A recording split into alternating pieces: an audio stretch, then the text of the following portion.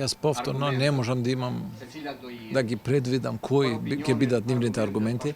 За јавноста, аргументите ние во ДУИ сме ги представиле не само еднаш, неколку пати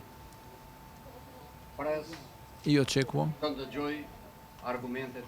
да ги чујам аргументите на страната со која што преговараме. Јас сметам дека во оваа ситуација се сочуваат две политички партии со големо искуство, политичко искуство и со големо преговарачко искуство.